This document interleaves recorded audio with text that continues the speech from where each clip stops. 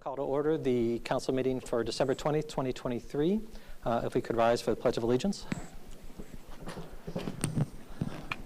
I pledge allegiance to the flag of the United States of America and to the republic for which it stands, one nation, under God, indivisible, with liberty and justice for all. Ms. Browder, if you could take roll. Mr. Gleaves. Here. Mr. Jacobs. Present. Ms. McFarland. Here. Mrs. Webster. Present. Ms. Sullivan Weisskopf. Present. Mr. Vanover. Present. Mr. Anderson. Present. All right, Council, before you have the minutes from the December 1st meeting from 2023, if there are no changes or corrections, are there any changes or corrections?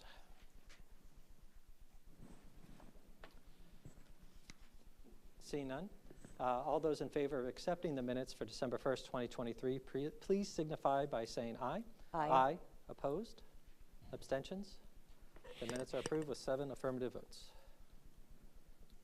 Point of order, Mr. President. Yes, sir. We don't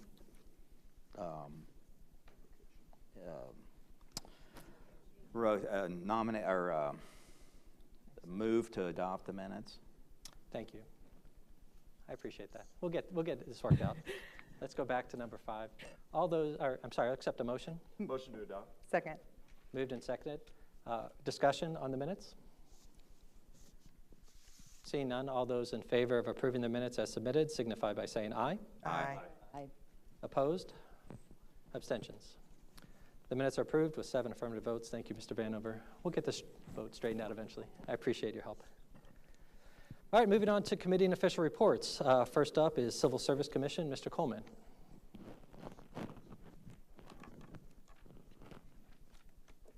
Thank you, sir. Good evening, council. Good evening. Happy holidays to you all as well. Springdale Civil Service Commission did meet on December the 7th here at the municipal building, and those in attendance was myself, Ms. Cheryl Darby, also Mr. Brian Ewell, and Human Resource Administrator Stephanie Morgan. It was a brief meeting compared to some of our other meetings, but we did acknowledge several different reports, and I am happy to indicate this evening that within the hiring process, the building department administrative assistant position filled. Yeah. The fleet mechanic 1 hiring position filled. Yes. The police clerk hiring position filled. Yes. So as we continue to move forward, we put a pause on the tax account clerk hiring, as you will hear later on this evening. We have our finance officer, tax commissioner, Ms. Katie Smitty in attendance, and we thought it was best that we hold that position up and make sure she was involved in the hiring process. We are indeed excited to welcome our new commissioner to the Civil Service Commission, with that person being Kathy McNear, as you're all aware. Makes it kind of easy for me because our previous commissioner was Kathy Neighbor, and so all I have to do is Kathy, and we'll be in pretty good shape. But we do wish our outgoing member, Kathy Neighbor, continued happiness for her new journey. And with that, that concludes my report. Any questions? I don't see any lights. Thank you, Mr. Coleman. All righty. Next, Rules and Law, Mr. Jacobs. Thank you, Mr. President. No report. All right. Moving on to Finance Committee, Mr. Vanover. Thank you, Mr. President. Get my mic on here. Thank you, Mr. President. The Finance Committee met last week, went through the rough draft of the budget, which is the same thing that you will have in front of you tonight. We will walk through. The Finance Committee would heartily recommend adoption of this, but we won't do that until next month. So with that, that would conclude my report. All right. Moving on to Planning Commission. Thank you. Ms. Sullivan Weisskopf. Thank you, Mr. President. No report. Next, Board of Zoning Appeals, Mr. Gleaves. Thank you, Mr. President. The December 26th BZA meeting has been canceled. There will be a training session that's going to be held in early January. The date has not been determined yet. The training is for the new members coming in to get on board, where everybody has a smooth transition. The next scheduled BZA meeting will be held January 23rd in these chambers. That's all I have. Thank you, Mr. President. All right. Next, Board of Health, Ms. McFarland. Thank you, Mr. President. All right, so our December meeting was held in the conference room next to Chambers on December 14th, and all but one member was present. Mr. Clayton gave an update from the SOS. They were able to help 92 families with canned and non-perishable food and gifts for the children and the families. They held their pickup on this past Monday, December 18th. They did a drive-through at the fire station. And they had a lot of good words to say about Deborah Boggs and Terry with the health department, Officer Keenan Reardon, Tom Lindsay with the fire department. They were a huge help in getting everything organized and put together. The health department interns helped with shopping and wrapping. So all in all, it turned out to be a great year for the program yet again. So they appreciate everybody's help with that.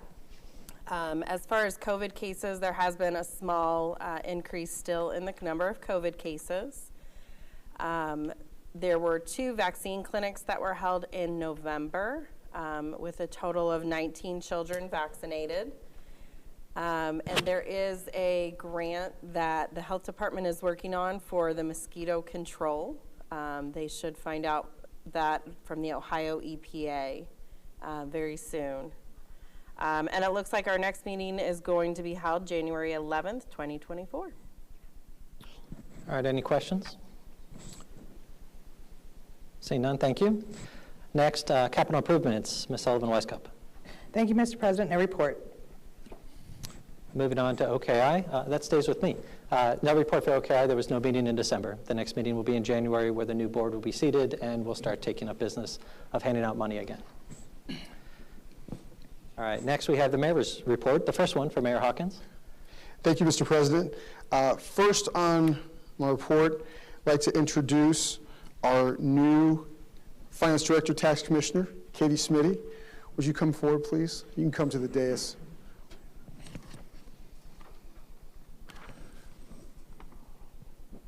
While we say glowing things about you.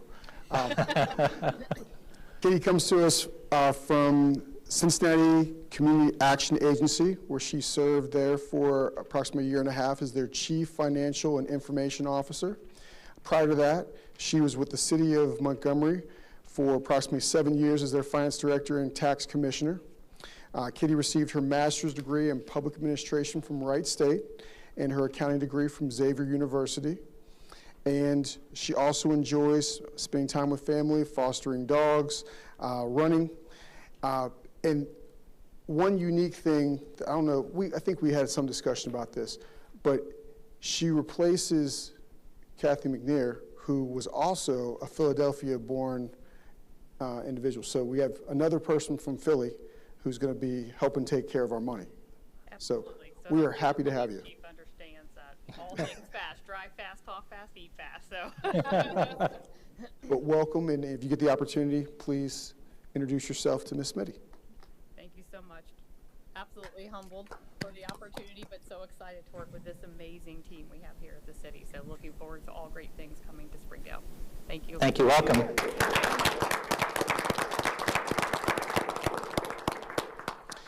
We also had the grand reopening of Dunkin' Donuts. The Sprinkles mascot was present, and so they are open, and please go get your donuts, coffee, what have you there.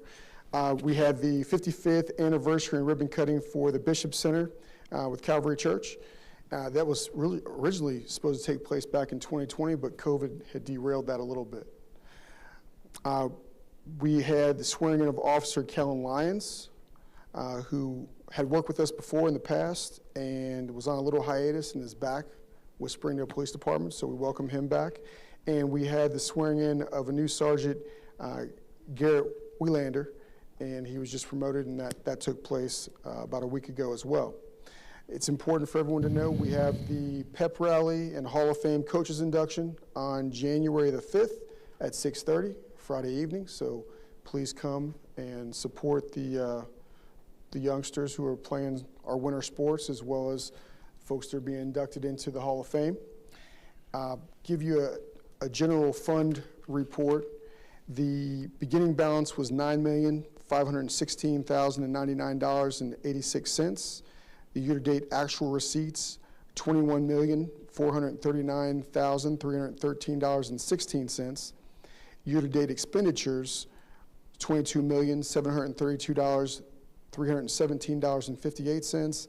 And our unencumbered balance is $7,688.78. That's our general fund report.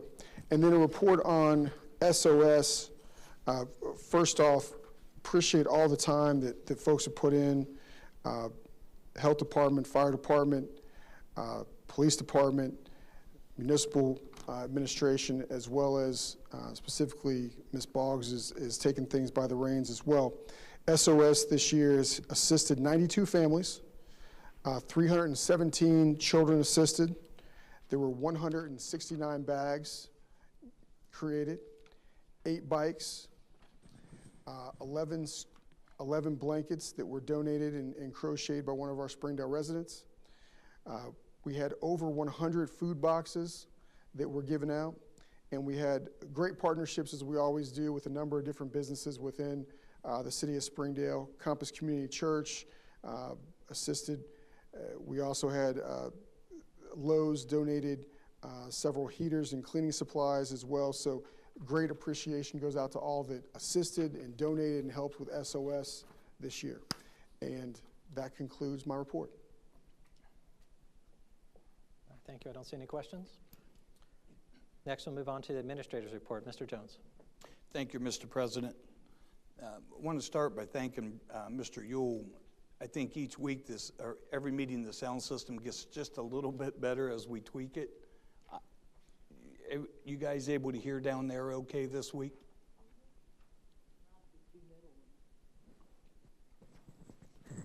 Higher up you can wear it, the better, according to Mr. Yule. How's that? So, is that any better, Ms. Webster? Perfect. Thank you. Couple things real quick. AARP free basic tax filing services. Springdale Community Center front desk is going to start taking appointments on January 2nd. And also starting January 2nd, the Springdale Community Center will be taking registration for youth sports. That entails and includes soccer, volleyball, baseball, t-ball, coach pitch, and softball.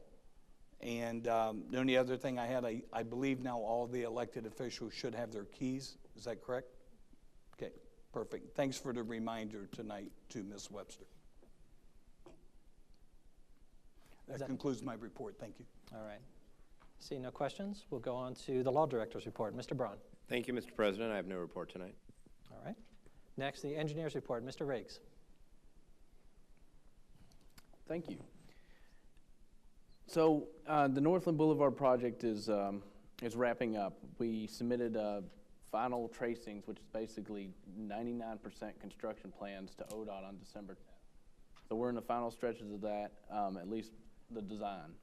Right-of-way acquisition still in progress. You'll have some legislation tonight before you about paying for the parcels that we have agreed to acquire, or that has been agreed to. So we're moving along with that, and that's expected to be done, I believe, on the 19th. January 19th is when we're anticipating all the right-of-way to be cleared. Unfortunately, I have some bad news about the Northland project.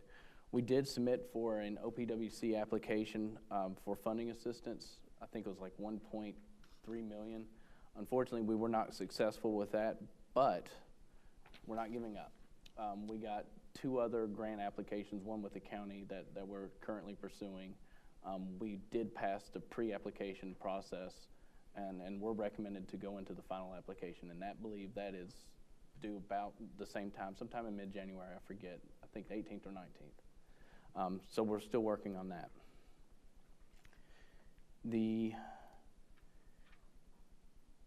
Crescentville Road project, State Route 4 to 747 improvements. All the concrete work is done, the curb, catch basins, entrance aprons, they're substantially complete. And the Butler County Engineer's Office is expected to bid the asphalt work as part of their 2024 countywide resurfacing program next year. The Tri-County Parkway Sidewalk Extension Project, 95% plans were submitted to Public Works on December 7th, so they're being reviewed. Then there's a few, I think 1 or 2 parcels that need easements, temporary easements, so it won't take long. There's not federal funding involved in that project, so it's much easier to work through. And that concludes my report. I don't see any questions. Thank you, Mr. Riggs. Next, the Rental Program Committee, Mr. Vanover. Thank you, Mr. President. The Rental Committee, I have no report on that except that I intend to touch base with everybody and re-ramp up in January. So get back at it. Yeah, thank you. I know we talked about picking that back up once the holidays got through the seasons to work on that next step of work, next chunk of work, I think largely related to parking and road aspects as opposed Correct. to blight. All right, thank you. Before we leave committees and official reports, I just want to circle back with a question for finance. Looking ahead, in the administrator's report, there was an expectation that we were going to review the budget at tonight's meeting. We're okay waiting until next month to review that? Administration, there's no problem with that. I saw there was presentation of 10:20 for presentation of the budget. Do we need to review that in council tonight, or can we wait till next month?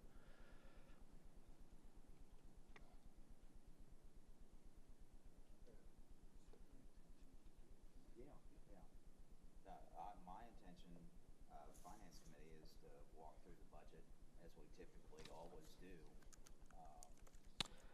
before it's voted upon the following meeting.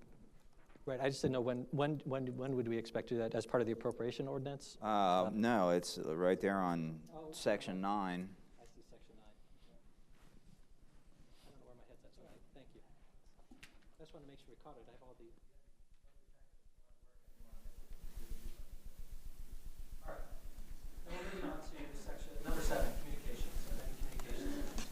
Thank you, Mr. President. No report.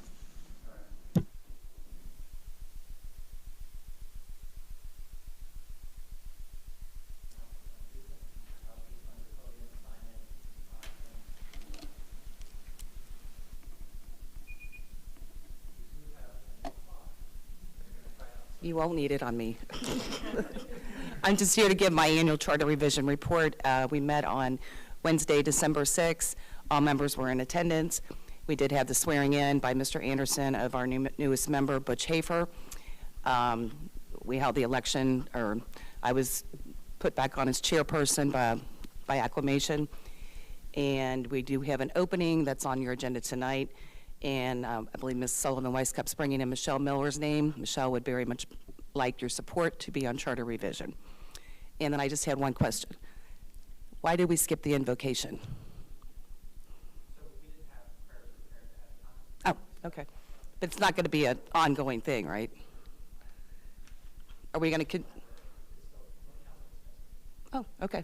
It's just been a question in the audience, so we were just curious. Thank you.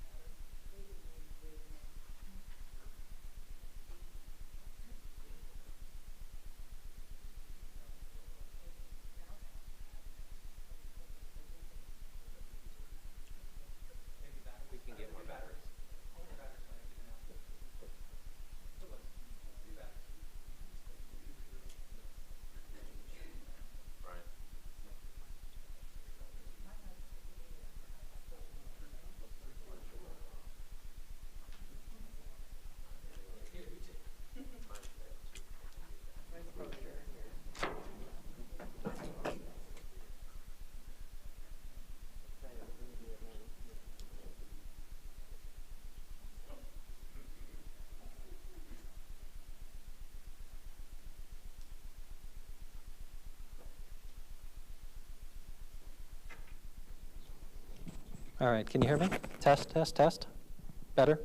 Okay.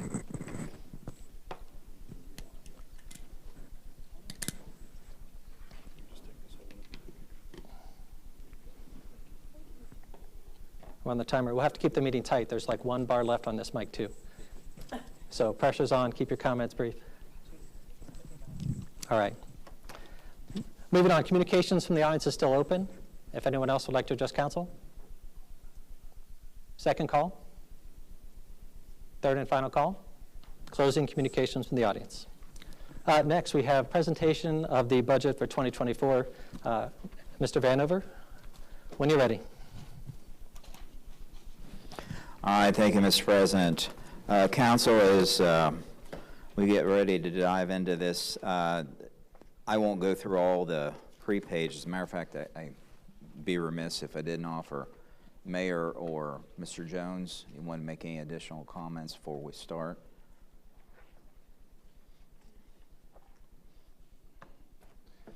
Thank you, Mr. Vanover.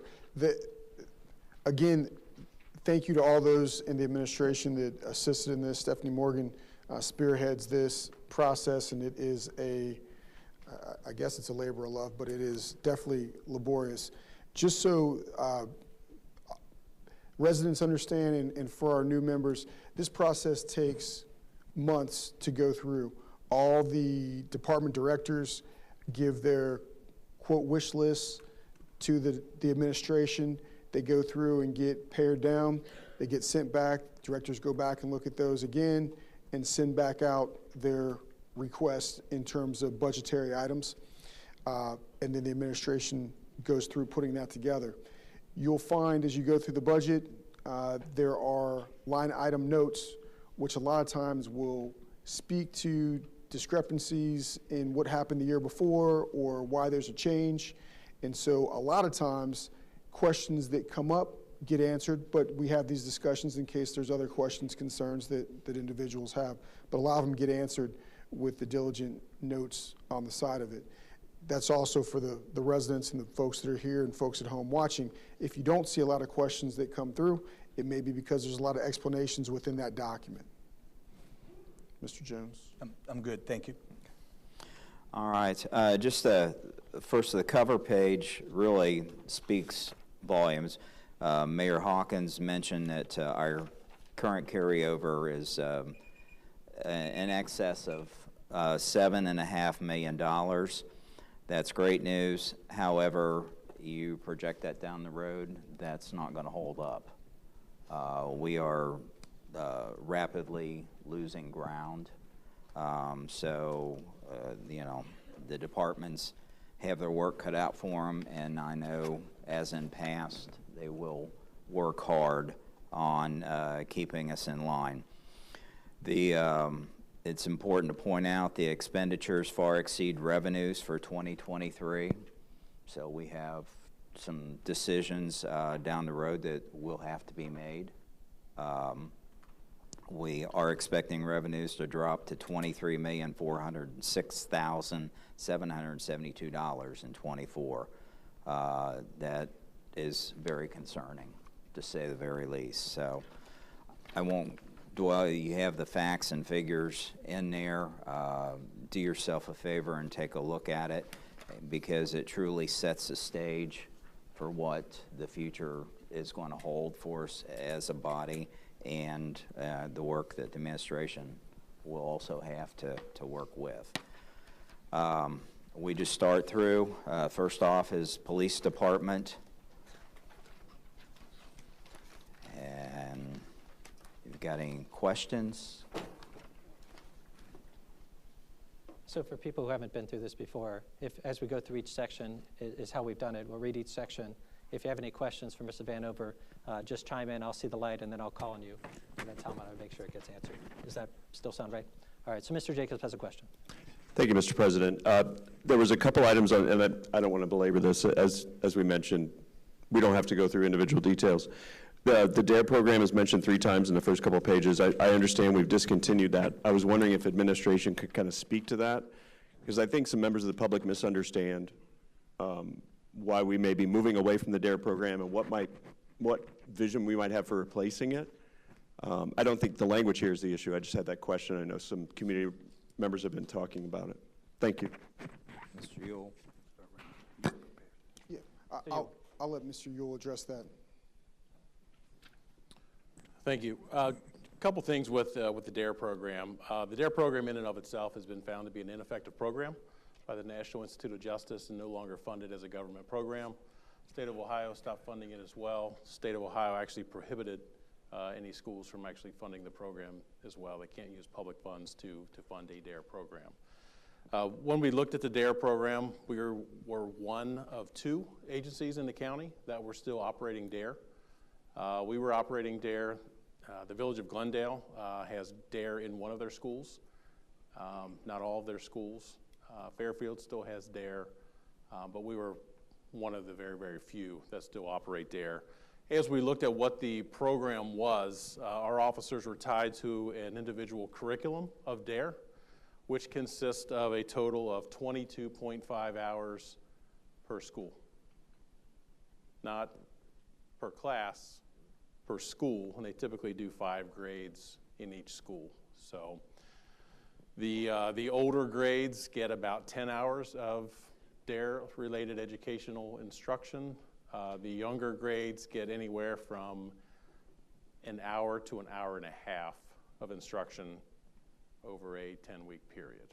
So we looked at how we could better implement a program that isn't tied to a curriculum, but keeps police officers in schools. It's just not tied to the DARE curriculum. So I think everybody heard DARE was no longer going to be in the school and automatically assumed that that meant no police officers in the school, and that's not the case. We actually have a better plan to do different types of training that are age-specific and relevant to current topics, to work with the school administration to figure out what their concerns are and to provide some of these trainings to the different grade levels. So there's still going to be the educational component. There's still going to be police officers in the school. They will be uniformed. They will be in plain clothes. So our police officers have daily contacts with each school. So none of that is going away. If anything, it'll be enhanced, and you'll see more police officer presence, both in a uniform capacity and a plainclothes capacity. Thank you. Ms. McFarland. Do we know when more information will be coming out about that? A big part of the 5th grade graduation program at the end of the year is part of the DARE program. So I know even right now the 5th grade teachers are concerned, and I know this is the budget talk, I know this isn't the time really, but when will we know more about that to pass on to the schools and the families? And the police department is currently working with the schools to get through that initial 5th grade education, but after January, the DARE program is no longer going to exist. Right, okay. Mr. Hawkins. Thank you, Mr. President. So I think it's safe to say, much like my predecessor, when the idea of the DARE program being stopped, it wasn't something that I was excited about, that concept or idea. Having some more discussion with regard to what administration has provided in terms of information, specifically that our current chief of police, Chief Butler, our former chief of police, Chief Wells, both had encouraged that this program be discontinued for the same reasons that Mr. Yule indicated, is a big thing. The big concern that I had was making sure that we have the engagement with officers with our young people so that we can foster that sense of community and have a great relationship with our law enforcement officers specifically, but first responders in general. And so we've had the conversations that it's been stressed that it is critical that our law enforcement officers are going to be in the schools and are going to do some type of programming. And so the police department's going to work that out in terms of whether that's bringing in police dogs or going through talking about the dangers of internet crimes, what have you. But there's still going to be some actual educational component that our law enforcement is going to go into the schools and engage in. And in terms of being present, it's my understanding they've been more present in the schools now than they were before, just trying to manage the DARE program. They're there. And that's the other thing that's important in terms of a safety thing. Perspective-wise, you heard Mr. Yule talk about how few schools we have that are around in the area that are doing DARE, as well as the state saying, hey, we're not going to fund you or use these dollars for it. What you've seen the trend go to now is resource officers. And that is a choice that a school district has to make because they're paying for part of that money when they go through and they do that. So in our district, we have, I believe, resource officers in the middle school and the high school. I don't think it's something that we have throughout the elementary schools necessarily. But, as a city, it's important that we have our law enforcement officers going to school. They're doing that. They're there. So that shouldn't be a worry. That's being addressed in terms of an educational component. That's going to be addressed, and they'll work out something a little more formal in making sure that Ms. Tinbarge, the principal there, it works with them, and we're not going to interrupt their educational process. But all that stuff's going to be covered. So we're not going away. There's going to be more contact in the schools. And the reality is it's just not going to be under the banner of DARE, which, as you look around, most schools are not doing. Thank you. Mr. Jacobs. I appreciate that. I'm just going to speak loud because my battery's already out. I appreciate that we talked about it. If you just do a little bit of research, you see that all the research shows it's not an effective program. It's popular with politicians and parents, but the research doesn't bear it out. And it's the fact that we're moving away from it isn't about money. It's not about putting kids at a lower priority. So I appreciate the time we took, and I'm sorry I took some time from the reading of the budget. That's no problem. That's what we're here. It's an important question because it speaks to priorities. It is something that we talked about in the Finance Committee meeting, too. Here's another mic. All right. Still on police department. Any questions? All right. Move to the fire department.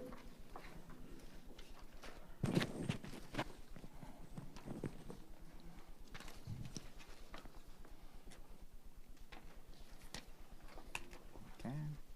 Health department.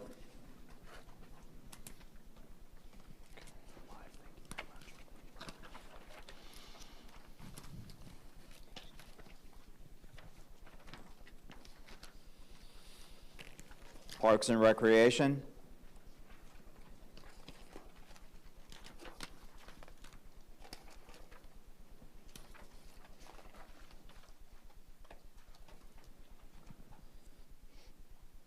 Building Department.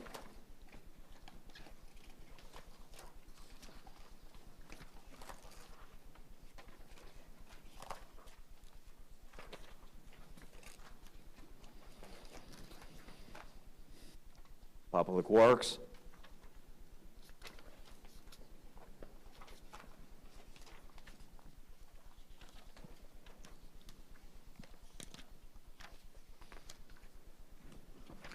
Economic Development.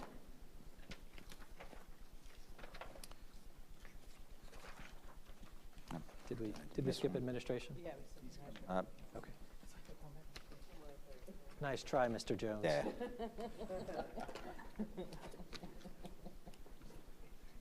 I think we missed waste also, but I don't expect there to be questions about the waste.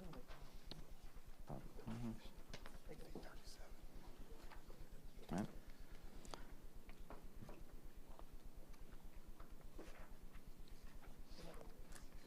Yep. I'm on page 47. Yeah, 37, page 37, waste collection.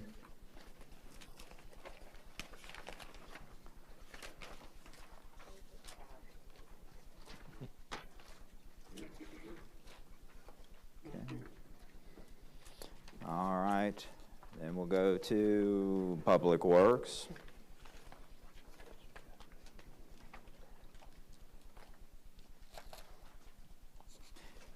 Economic Development.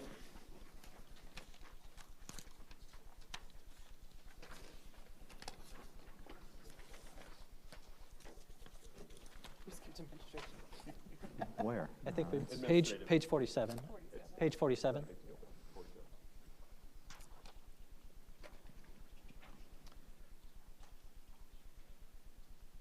think it just shows how extensive the budget is. There's a lot. All right, well, back up. Administrative office budget.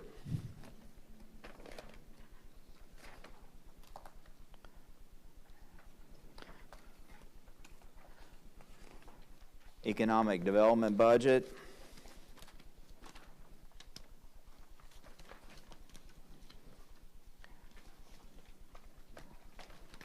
Finance department.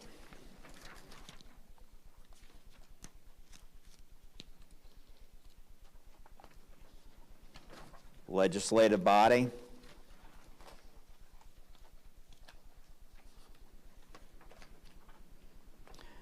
And we have other boards and commissions budget. That would be civil service, ICRC, contractual services.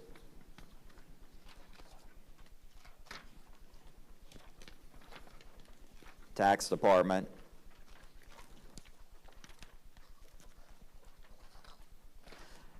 General administration.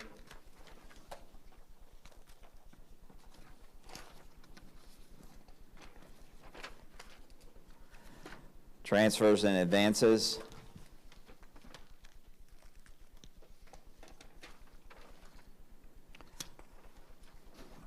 Cameron and Underwood Parks.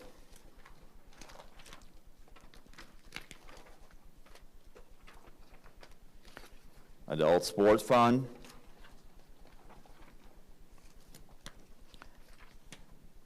Street Maintenance Fund. State Highway Improvement Fund. One Ohio Opioid Fund. Grants Fund. Court Computerization Fund.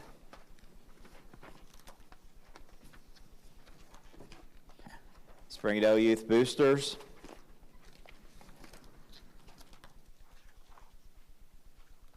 Merchant Street TIF.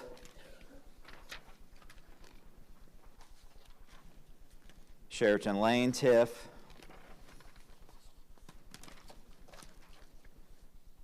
Thomas Park TIF. Drug Enforcement Fund. Law Enforcement Fund.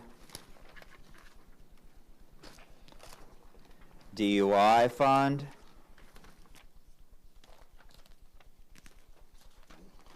Law Enforcement Training Fund.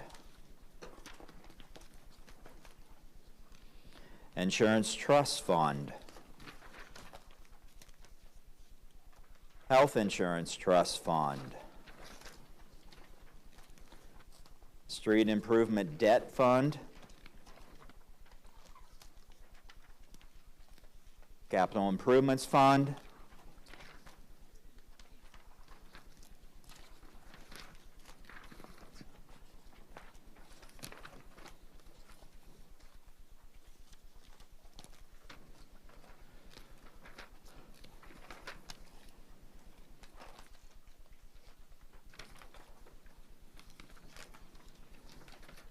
Residential Recycling Fund.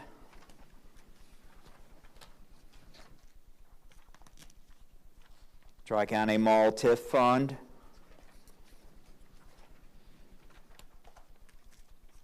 Parks and Urban Forestry Fund. Northwest Business Center TIF. Unclaimed Monies Fund.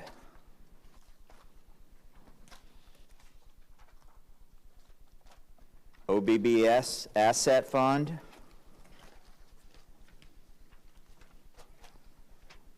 Fire Insurance Proceeds Fund. At this point now, you're into revenues. Do yourself a favor and go through those and look at them. Like I said, we're looking good coming into the end of this year, but we've got a lot of work ahead of us for future years, and hopefully we can see some things come on board that will change that dynamic. Any further questions? All right. Mr. Jones. Thank you, Mr. President. Just a comment about, we do not have on our staff a full-time grant writer, but we have a lot of department heads and assistant directors and staff that involve themselves in grant writing, and our city engineer and his staff at the firm he works out of writes a ton of grants for us.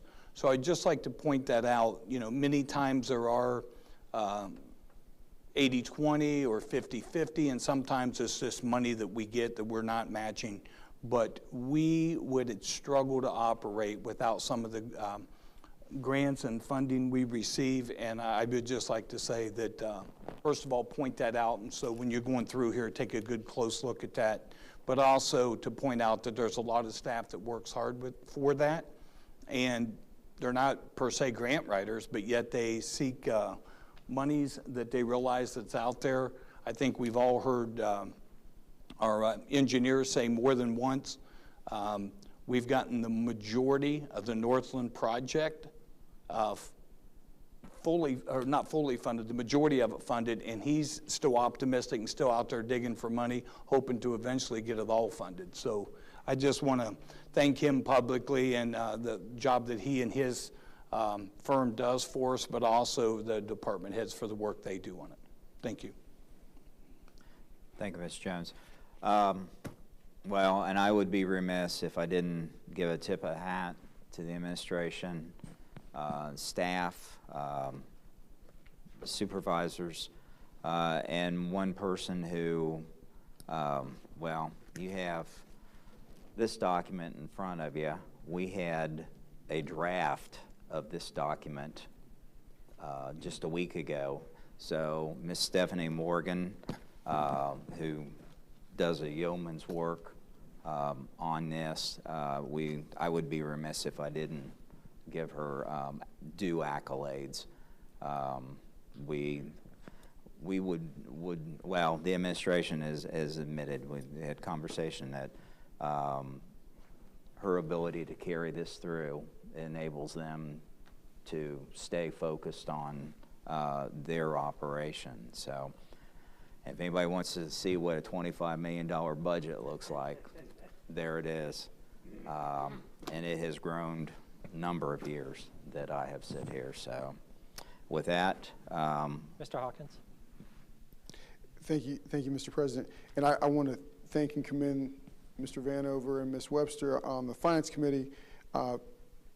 We were able to breeze through this. We spent about 2.5 hours through the course of their meeting going over the budget. So there was a very in-depth process to get to this final result. But thank you guys for your time and attention. Mr. Jacobs. Thank you, Mr. President. Is the mic working now? I have new batteries. I just wanted to echo Mr. Jones' comments. We have a fantastic grant writer, Commissioner Clayton, but that's not his official duty. He's done amazing work, and I know there's a lot more. Just like for the public's benefit, would we say that our biggest concern with declining revenue is still that work from home situation? I know there's other factors, but the public may not be aware why we're staring down declining revenues. that is something that is still shaking out. We had $2 million in refunds. Mr. Ewell, Mr. Jones? Yes, we've had about, I think at last count, we had about $680,000 go back attributed just this year to work from home. That was for individual refunds, but we've also spent, we've also refunded, gosh, I know we did one company in particular to the tune of about $600,000 just to one company that was continuing to make payments to the city that needed to all be refunded back to that company. So between business loss, work from home, both of those are significantly impacting our earnings tax and what we're collecting on an annual basis. Ms. McFarland. Thank you, Mr. President. Can somebody explain, just because it was new information to me as a work-from-home employee, the look-back period now that we have to go back 3 years, and how that's changing revenue that we thought we had had, just for residents to understand? Andy, maybe.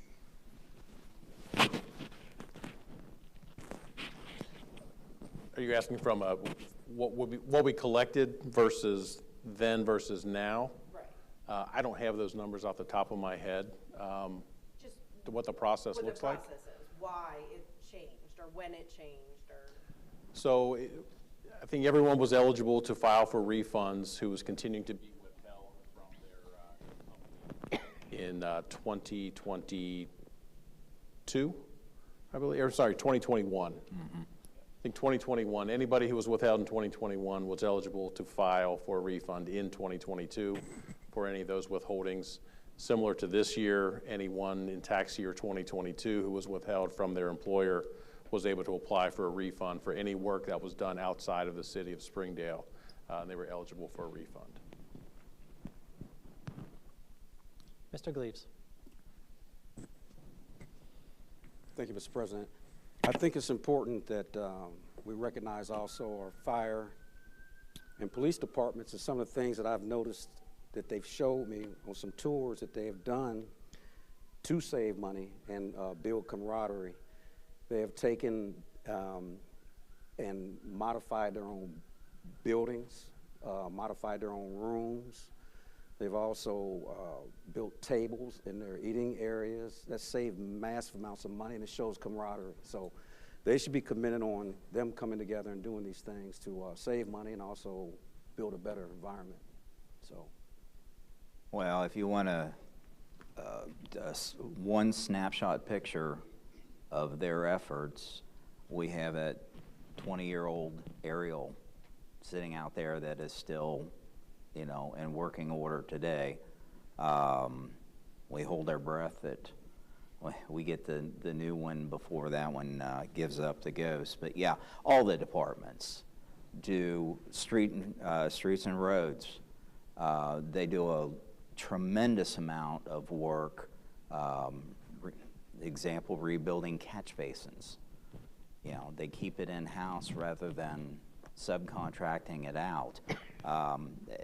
You can police, you pick a department and they're all routinely giving extra to help control those costs and those figures. And you're right. We would be and look at a completely different picture with attitude that we have. And I said years past, and I'll say it again, and in the future, our employees are one of our strongest assets, and we would be less without them and their attitude. So yes, all of them, the entire front door to back door, deserves, you know, a pat on the back. All right, any other questions? Any other questions about the budget, any department, or any comments? Can you hear me all right with the new mic? Let me do a mic check. Louder? I don't know if that makes it any better. Can you hear me? All right, we'll do this then. I don't mind. We'll do the best we can. I think we're still working on this mic. All right. So, Mr. Banner, if you can keep me on the straight and narrow here. In the past, I don't see any more questions. In the past, have we done a roll call vote on the budget or done acclamation, or what does finance typically like to see happen for that? We will let this sit. You get a chance to, you know, digest. And then at the next meeting, we will bring it, look for the approval, the official approval in January. In that January ordinance. So it'll be part of an ordinance in January. So you'll have a chance to ask more questions after you've digested this. If anyone has that, we'll do that at the January meeting. Yep. All right, thank you, Mr. Vanover. All right, next we'll move on to ordinances and resolutions. The first one is ordinance number 47, 2023. There will be a public hearing attached to this. This is a second reading, so we will be acting on it tonight. Mr. Jacobs, when you're ready. Ordinance number 47, 2023, an ordinance approving a zoning map amendment for the property located at 501 East Kemper Road and approving the preliminary development plan and the final development plan for the property.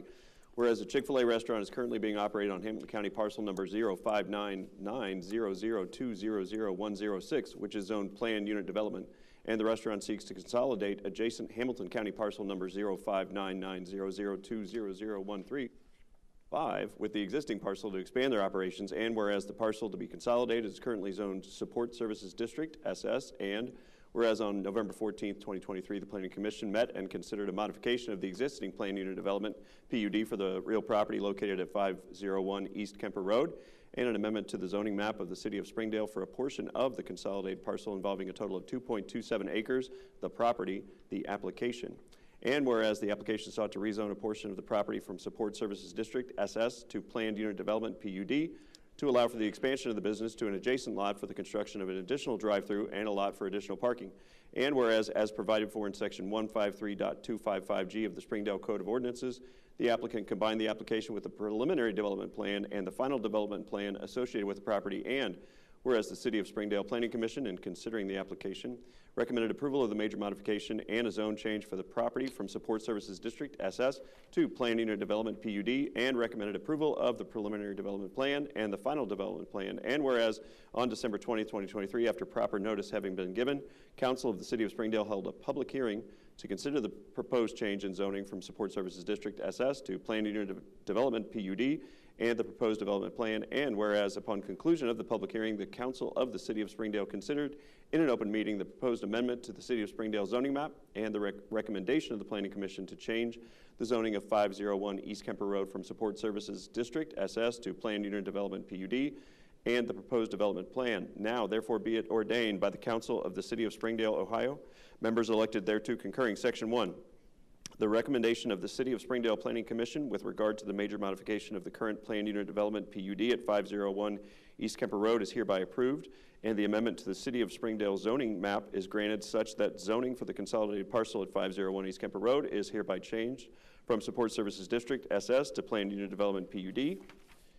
Section 2, the request to approve the preliminary development plan and the final development plan for the property located at 501 East Kemper Road, which have been reviewed and approved by the Planning Commission in accordance with the exhibits listed and described in Exhibit A, which is incorporated herein by reference, is hereby approved, subject to the conditions of the Planning Commission and any other conditions or modifications imposed by Council, including A, staff, city engineer, and city planner's recommendations and considerations contained in their report shall apply, and B, as a PUD, this shall include staff, law director, and city's approval of covenants as necessary as it pertains to the project, and C, all lighting and relamping of the existing fixtures shall conform to the existing city codes.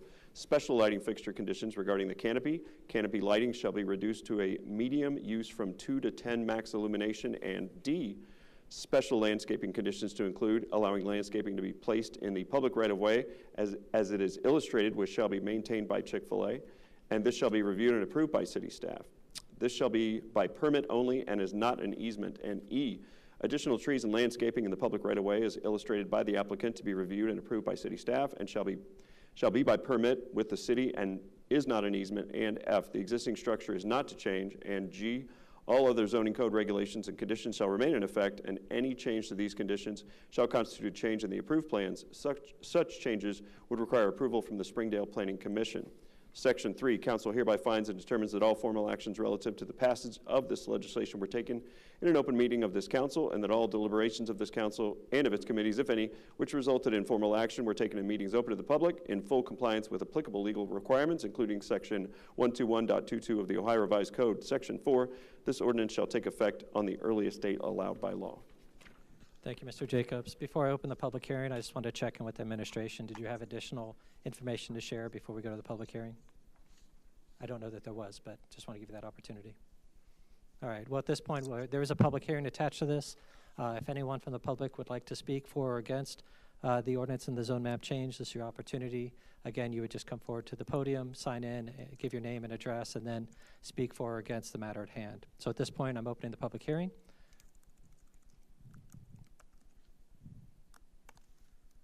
Good evening. My name's Sarah Vecchione.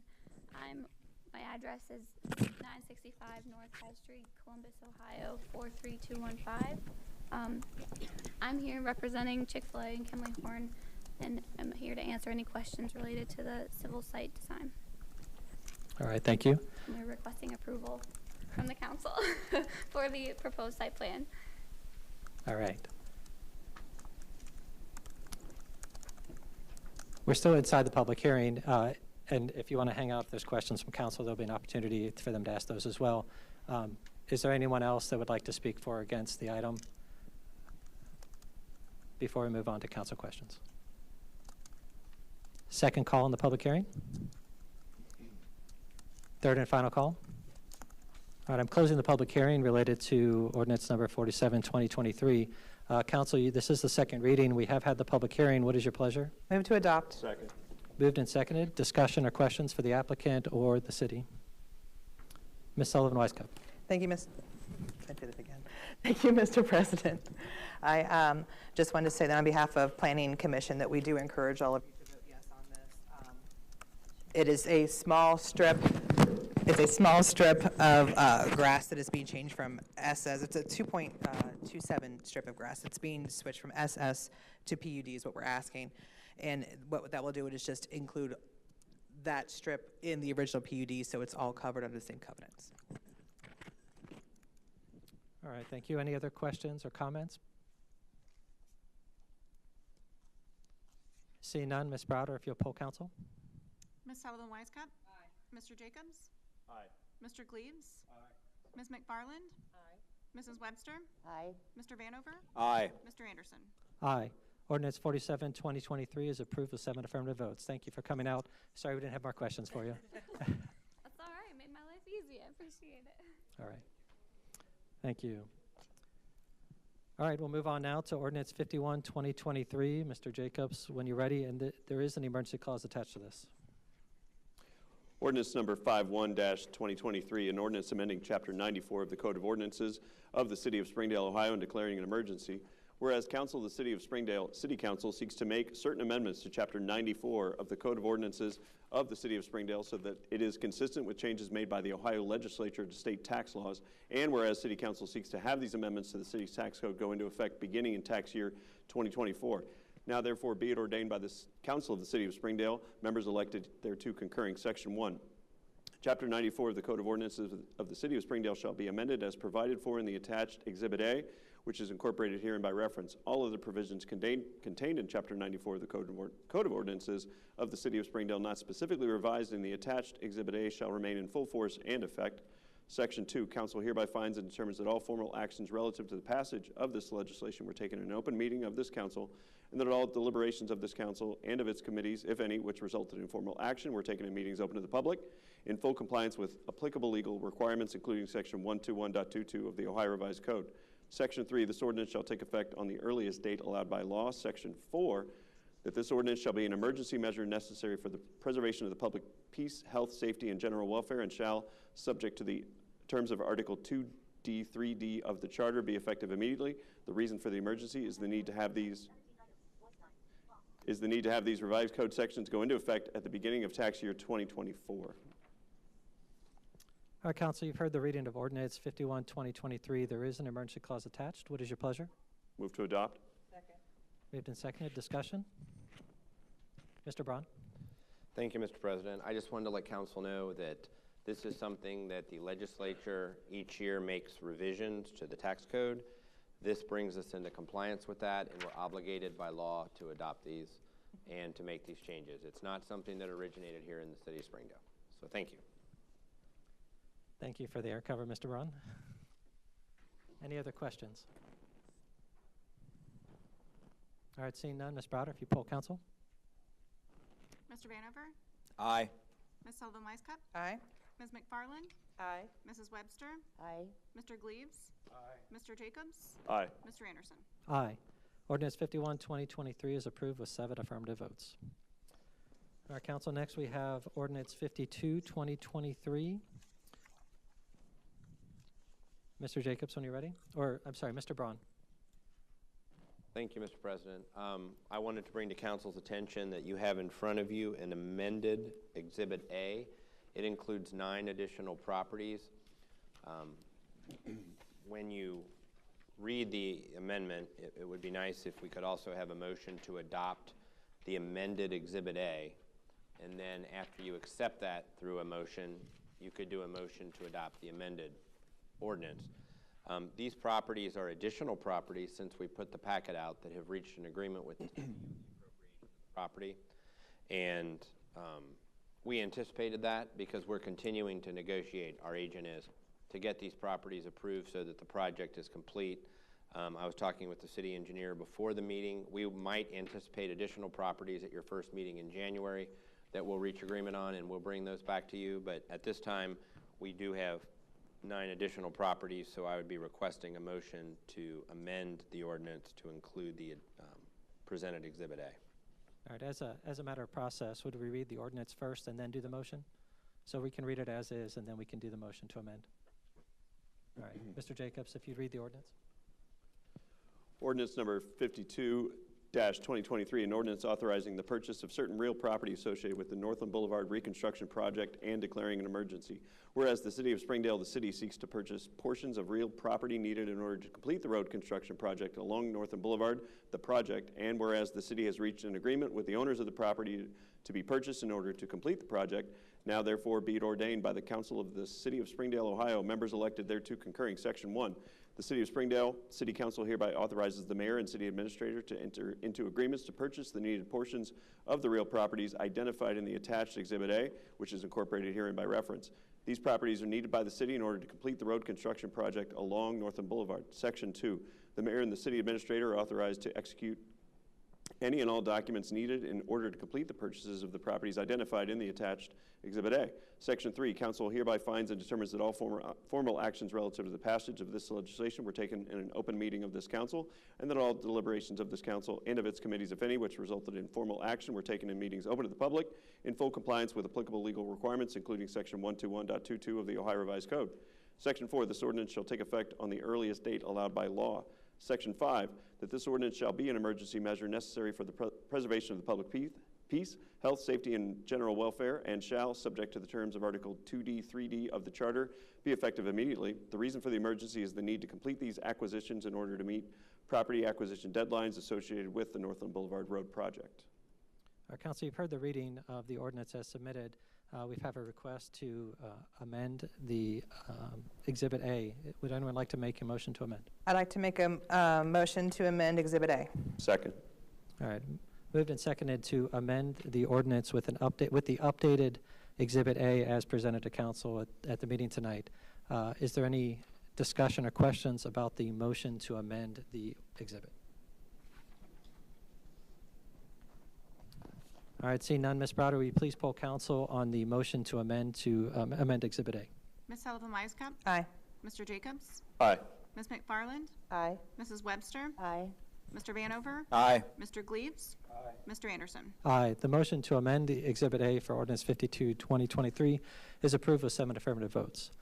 So now, council, before you have an amended version of Ordinance 52-2023. What is your, and there is an emergency clause attached. What is your pleasure? Move to adopt. Second. Moved and seconded. Discussion or questions about the ordinance as a whole? All right, seeing none. Ms. Browder, if you could poll council on Ordinance 52-2023 as amended. Mr. Jacobs? Aye. Ms. Sullivan Wisecup? Aye. Ms. McFarland? Aye. Mrs. Webster? Aye. Mr. Vanover? Aye. Mr. Gleaves? Aye. Mr. Anderson? Aye. Ordinance 52-2023 as amended is approved with 7 affirmative votes. Thank you. All right, moving right along. Ordinance 53-2023. Mr. Jacobs, when you're ready.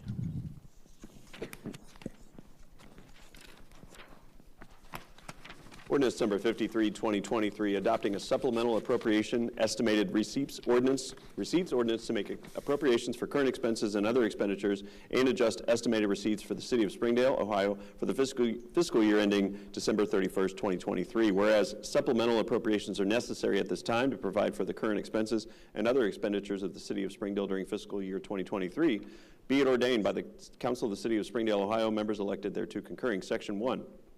That in order to provide for the current expenses and other expenditures of the City of Springdale for the fiscal year ending December 31st, 2023, the following sums be and are hereby set aside and appropriated as adjusted. The legal level of budgetary control for annual appropriation purposes is as follows. The general fund at the departmental level, personal service expenditures and all other expenditures. All other funds at the fund level, personal service expenditures, and all other expenditures. The general fund departmental level is hereby defined as documented in Exhibit A, which is attached hereto and incorporated herein by reference. Adjustments to the general fund at the legal level of budgetary control are documented in Exhibit B, which is attached hereto and incorporated herein by reference. The final 2023 appropriations at the legal level of budgetary control as defined above are included as documented in Exhibit C, which is attached hereto and incorporated by reference. Also, that in order to provide for the current budgeted receipts, estimated receipts are hereby adjusted for the fiscal year ending December 31st, 2023. Section 2, that the Finance Officer Tax Commissioner is hereby authorized to adjust transfers and advances to the following funds. Decrease the transfer from the General Fund 010 to the Capital Improvements Fund 090 in the amount of $2 million. Section 3, the additional appropriations be made to the following funds. General Fund 010, 085, 0886, $865,275. The State Highway Fund 062, $5,500 for personal service expenditures. Residential Recycling Fund 091, $2,000 in other expenditures. Northwest Business Center TIF Fund 095, $125,000 in other expenditures. Fire Insurance Proceeds Fund 099, $1 in other expenditures. Parks and Urban Forestry 094, $45,000 in other expenditures. Grants Fund 070, $350,000 in other expenditures. Commerce Park TIF 080, $100,000. Section 4, that appropriations be decreased to the following funds. See the general fund adjustments by department at Exhibit B. One Ohio Opioid Fund 065, $1,000. Capital Improvement Fund 090, other expenditures $4 million. Commerce Park TIF Fund 080, $200,000 in other expenditures. Tri-County Mall TIF Fund 093, $47,033 in other expenditures. Section 5, that estimated receipts be increased to the following funds. One Ohio Opioid Fund 065 in the amount of $12,703. Grants Fund 070, $225,000. Commerce Park TIF Fund 080, $23,109. DUI Fund 083, $1,423. Parks and Urban Forestry 094, $128,588.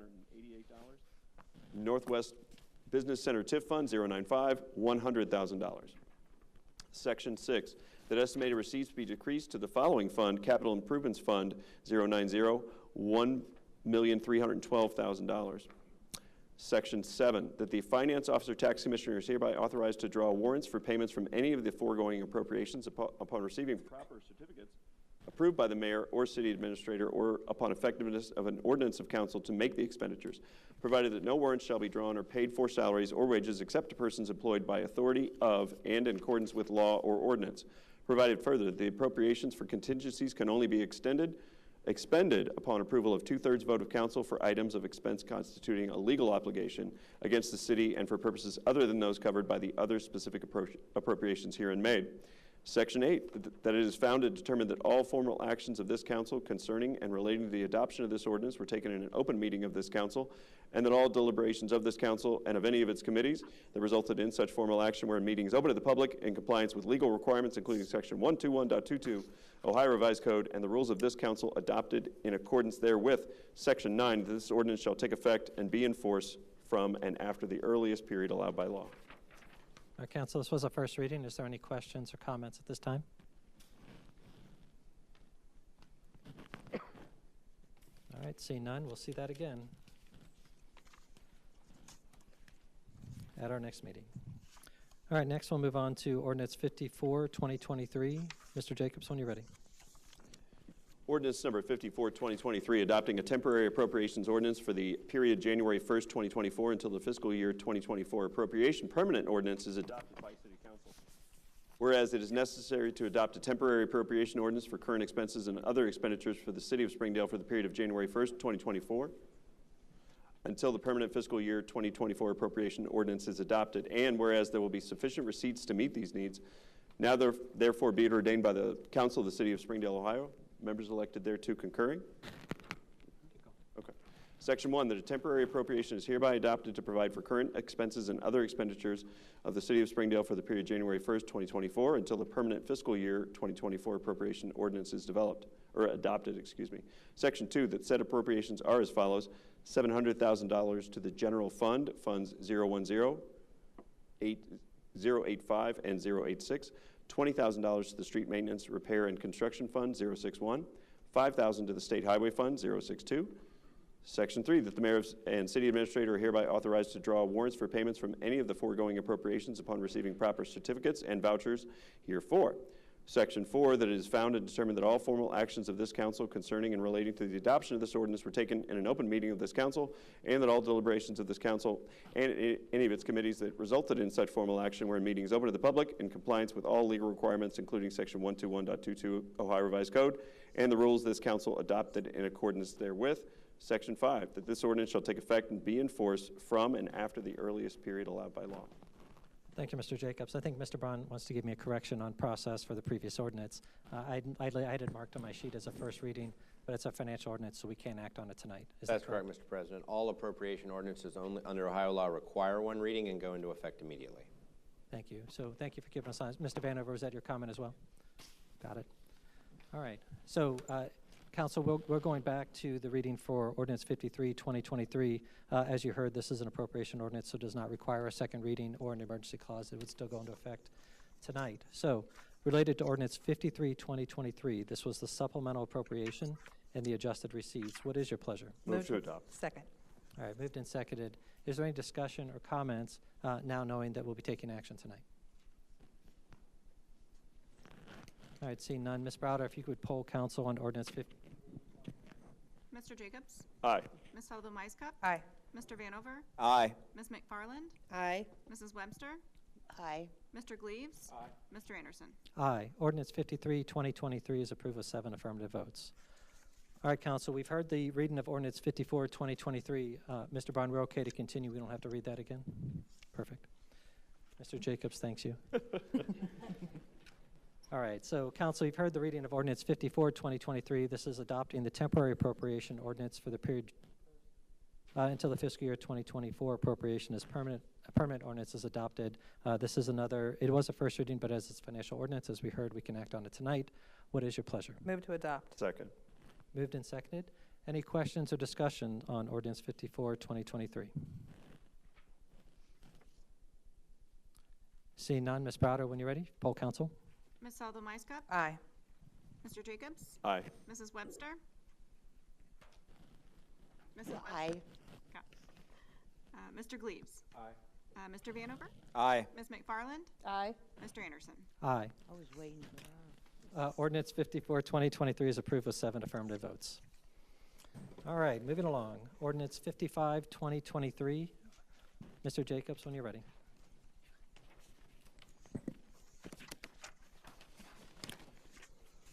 Ordinance number 55, 2023, an ordinance amending ordinance number 07-2023 to provide for wage increases for certain city employees and declaring an emergency.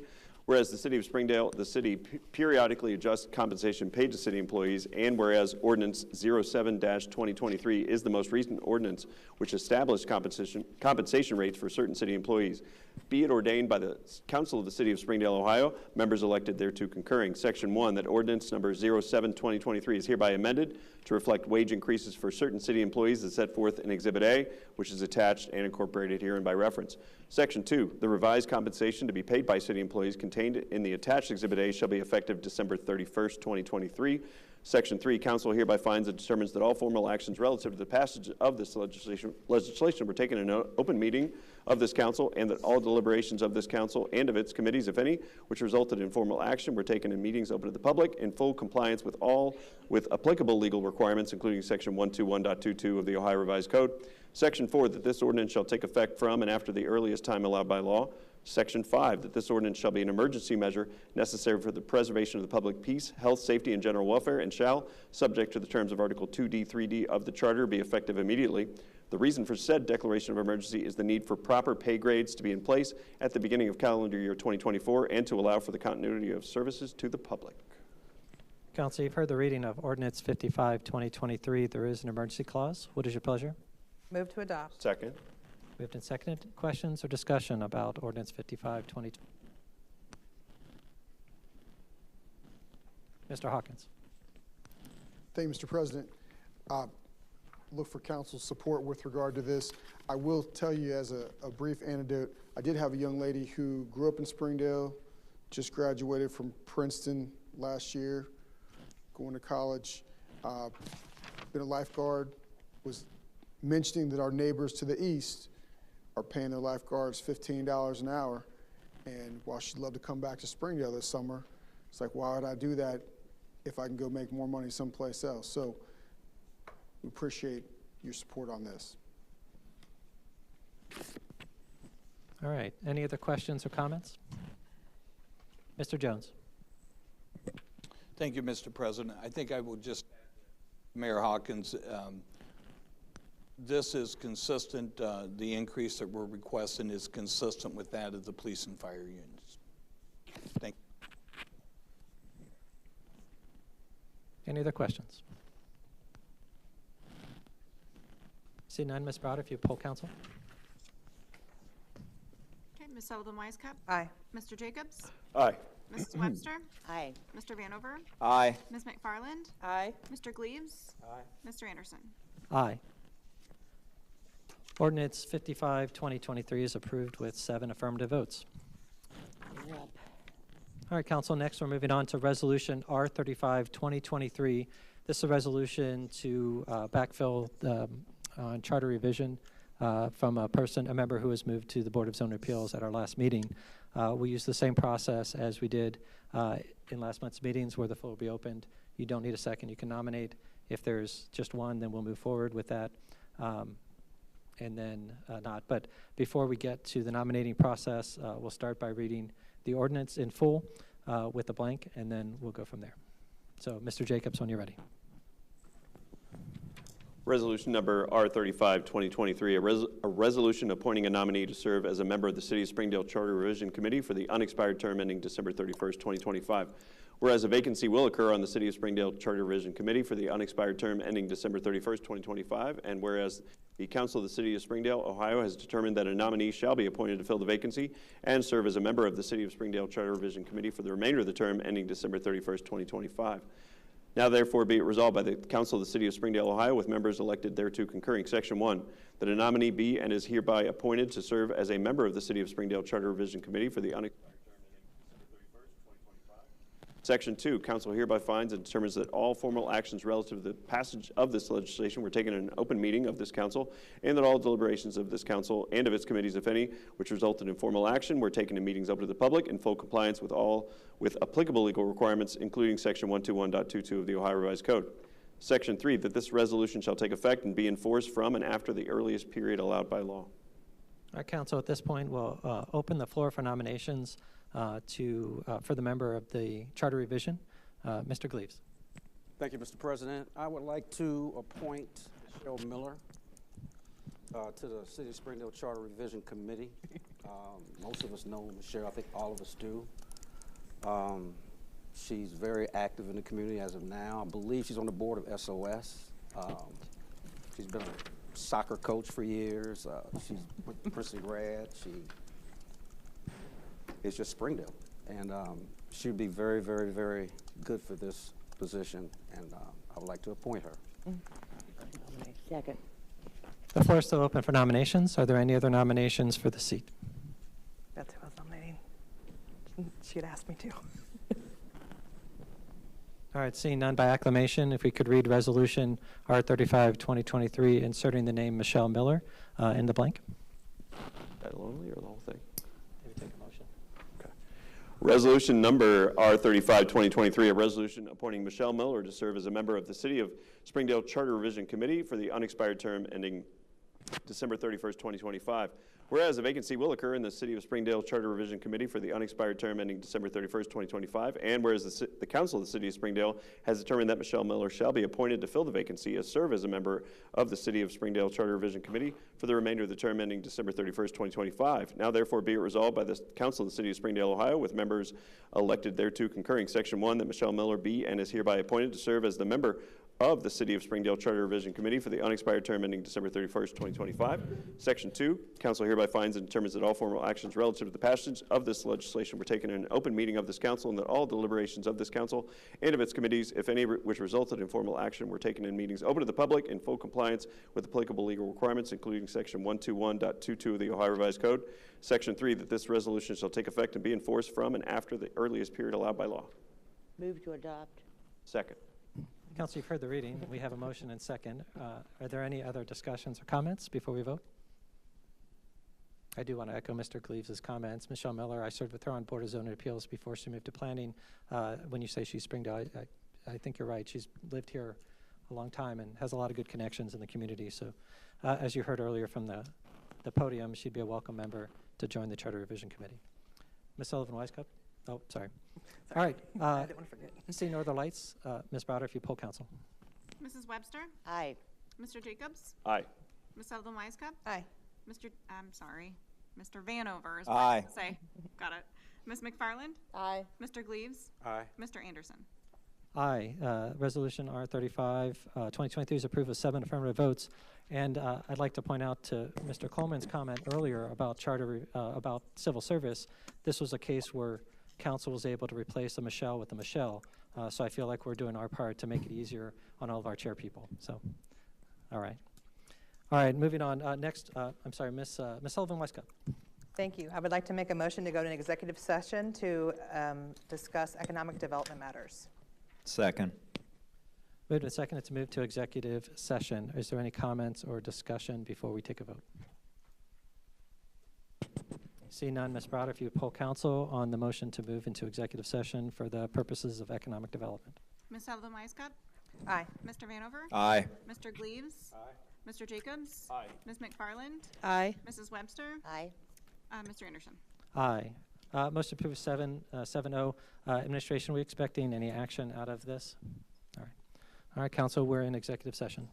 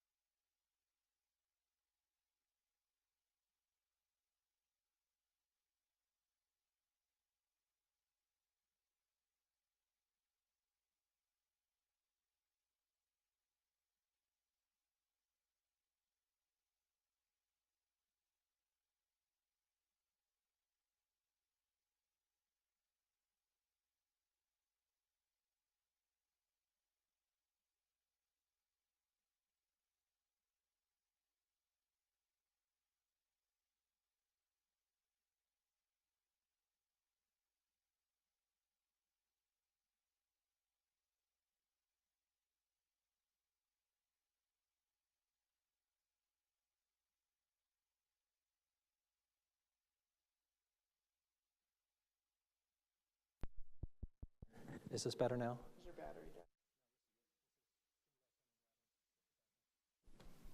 Yeah.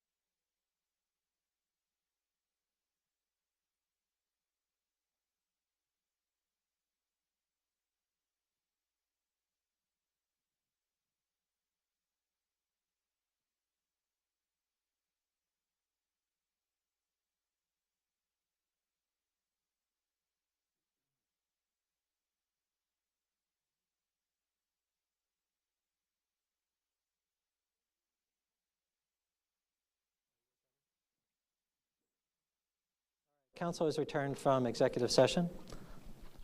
Next, we'll move on to old business. Is there any old business that anyone would like to bring forward for council? Mr. Hawkins. Thank you, Mr. President.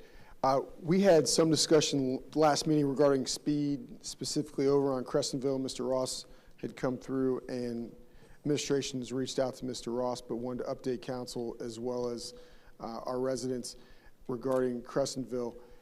That strip of roadway had been 3 different speed limits, went through a process in the last 18 months to 24 months, thereabouts, when that project was done with that roadway, consolidated the speed limit to make it consistent. The road was expanded for safety purposes, and also new traffic lights, which I know it was commented on that the lights were bright, that they were brighter because that was a safety thing that ODOT had gone through and done. When they go through and they make determinations regarding speed limits, the Ohio Department of Transportation has individuals that are experts with regard to traffic and speeds, and they make those determinations. You're not going to be able to come back a year later, 18 months later, 24 months later, and have that change because they've already made a determination on what is the safest and best speed for that roadway. So it's not really an option. One of the accidents that was referenced, administration checking it, it sounded like that actually took place before the construction had occurred. So as it stands, that's, by the state of Ohio, a safe lane of travel, and we've made improvements to make it as safe as possible between Springdale, Westchester, and Sharonville.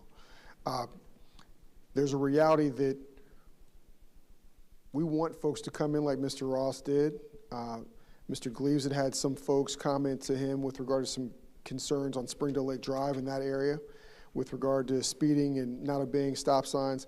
We want residents to come in, let the administration, let elected officials know, so that we can address those things if we aren't already addressing them. Sometimes we are.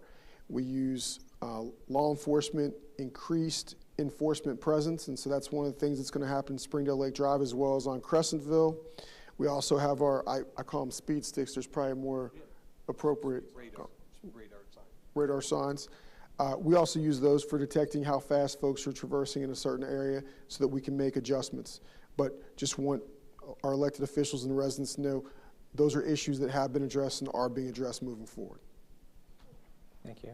And I will also note that Crescentville just recently got a bunch of trees installed. The planters just went up and down that road. So I think those trees will actually make a big difference too for how the residents feel about traffic going down, especially as they mature. I mean, it's a whole row of trees now, Crescentville, that should help. Mr. Vanover. Thank you, Mr. President. Well, a big part of... Is your mic on?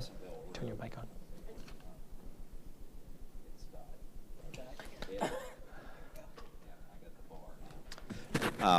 A big part of the issue is really not the speed, but the weight, the mass that's going through there, and unfortunately, we can't control that.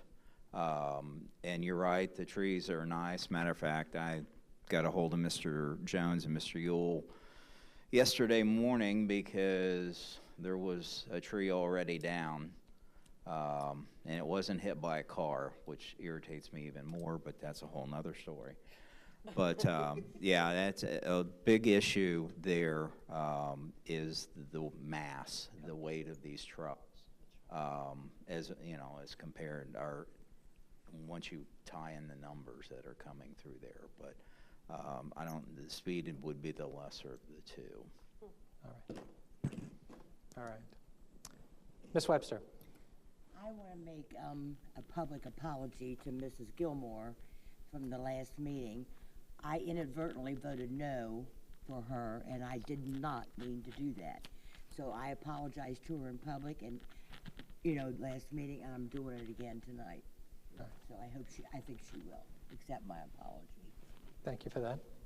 Yeah, Michelle's she's a great resident too, so I'm sure she appreciates that. Oh, yeah. That was a big mistake. Michelle. I didn't mean to do it. All right. Still in old business. Any other old business? All right, next, new business. Any new business anyone on council would like to bring forward? Seeing no other, I do have one item I wanted to bring up to council. Earlier we had a comment about the invocation. That was something that Ms. McNair, as I mentioned, had taken care of council, done for council as part of those duties. And I wanted to see if that was something that council, not to not continue it or do continue it, but rather put it in a rotation so that individual council members would take turns providing the invocation, just to give some diversity of that. I personally think that would be a great thing for people to do. We could set up a rotation where individual council members could provide an invocation if they so choose. So I just want to see what you guys thought about that, rather than just have one person go from one perspective. What do you guys think? Mr. Vanover. I personally would have no problem doing that. I've filled in numerous times in the past. So people want to do a rotation, comfortable doing it, I have no problem with that. I think that, I feel very strongly that we should continue the tradition. Thank you. I agree. I think it's important. I think some adding some diversity and new voices would be useful, which is why I was bringing that forward. Would anyone be opposed to setting up a rotation? All right. Then we'll plan on doing that. I'll send out a rotation so people, just so you know ahead of time that it'll be your turn. And then when we get to that step, and we'll just add a name so you know that it's your turn. And then you have the opportunity. Again, if you have questions about what would be appropriate for an invocation, reach out or speak to Mr. Braun. There are some limitations to what we do as a public body. So just make sure that if you have, take that moment, or maybe Mr. Braun could provide a little bit of guidance in advance of what would be appropriate, maybe to save questions and go from there. All right? And I'll take the first turn just so we don't have to worry about, you don't have to stress because the next meeting's in January. So I'll go first. But after that, we'll set a rotation. All right? All right. Any other new business? All right, seeing none. Next, we have meetings and announcements. Ms. Sullivan-Weiskup. Thank you, Mr. President. I have two things. First of all, I do want to recognize that we had a member of Board of Zoning Appeals that passed away on December 10th, Larry Weiner, and he was a very important part of our community, and we thank him for his time that he served. And personally, he was a friend of mine, and he is a very, very kind person who always had a smile on his face and a joke ready, always. And he is very missed already, and I just want to take a moment to recognize him because he was in Board of Zoning Appeals, and he did pass away on the 10th. And the other thing I have is that Planning Commission will be meeting at 7 p.m. on January 9th in these chambers. All right, Mr. Yule. Thank you, Mr. President. I just wanted to advise Civil Service Commission will have their next meeting on Thursday, January 4th at 2 p.m. in Council Conference Room. All right. Any other meetings and announcements? All right, I do want to take this moment, though, announcement-wise, to thank administration. I've received a number of compliments about the updated lighting that went out. I know it was delayed, the Christmas lighting, due to some problems with Public Works trucks and equipment, but it looks really nice. Driving in tonight, it was really impressive to see, so I appreciate that for what it's worth. I know it's not easy getting up there, and people are getting antsy, but it looks great. Also, while we're tooting your horn, for those that missed it, the Santa 5K and SOS event was amazing. So all the work that went into that is very much appreciated. The Christmas market that the rec department put out, if anyone didn't see it, they should plan to go next year, assuming they're doing the event again. They really put on a really impressive show there. The way that it was really up their game from the year before. I think twice as many vendors. There was a lot of people. We had amazing weather. The race was really well managed, so it was appreciated. I got nothing but good compliments for that, so I want to pass that along.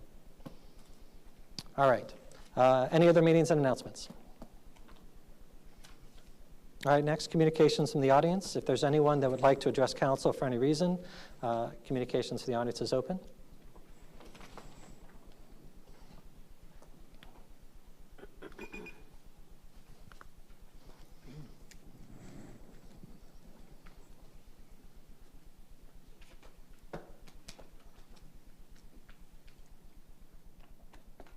Hello, my name is Katie Wells, and I live on Bernhardt Court. Lead on.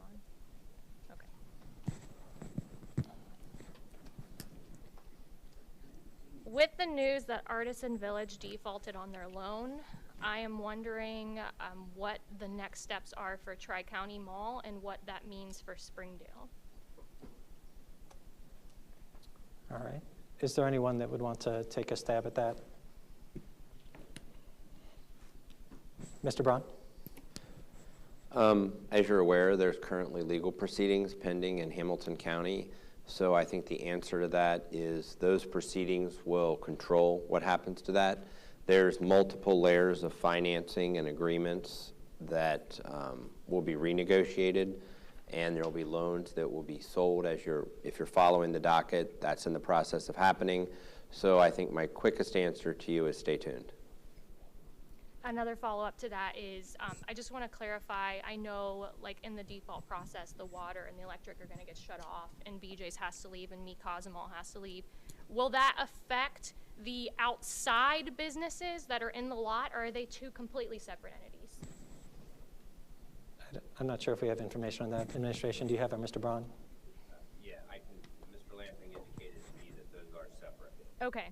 So just the two businesses are affected, are still inside of the mall? yes, and again, whatever happens to the mall itself might ultimately control what happens on the outside. Yeah, okay. Thank you, guys. That's all I had today. Mr. Hawkins. Thank you, Mr. President.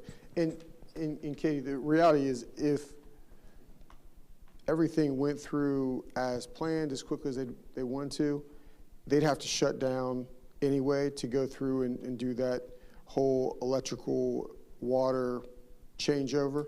So those businesses would have been down for a significant period of time, maybe until everything was finished anyway. So that was something that was likely to probably happen anyway. It's, you know, it's never good when we're losing businesses, and those are two places that folks love to go. And so hopefully they shall return to Springdale.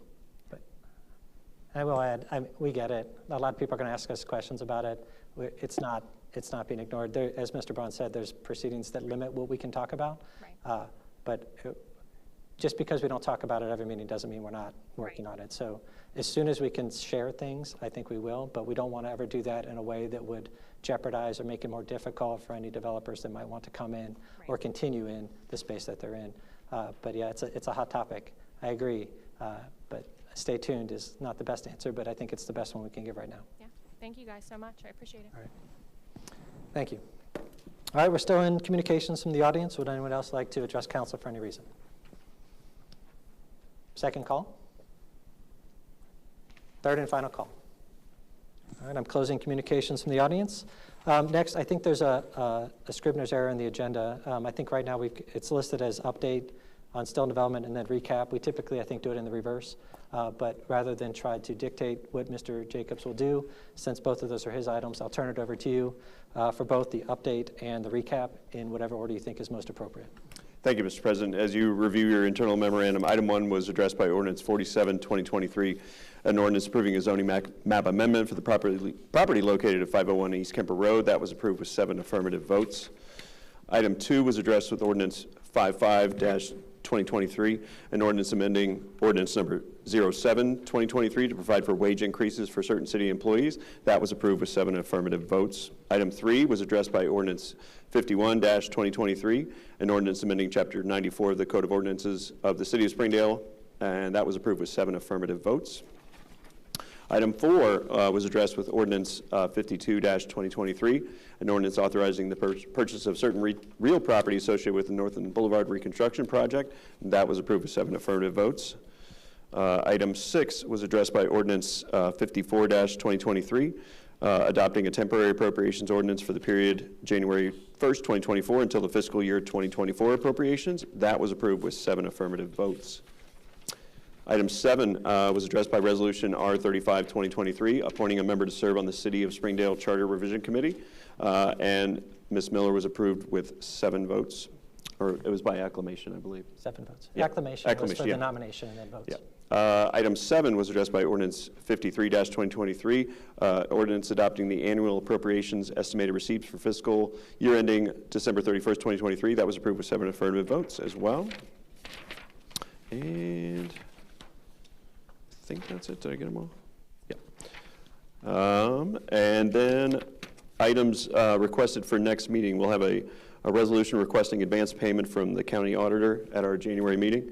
There'll be a resolution authorizing investment of municipal funds at our next meeting, and then, of course, adoption of the budget after the run through tonight, unless administration has anything else. That's all we have. Council, anything? All right, then, before we get to item 17, I just want to wish everyone a happy holiday, Merry Christmas if you do follow that, and next year, assuming we adjourn here in a minute, Happy New Year to all. Item 17 is before us. Move to adjourn. Second. We're adjourned. Thank you, everyone.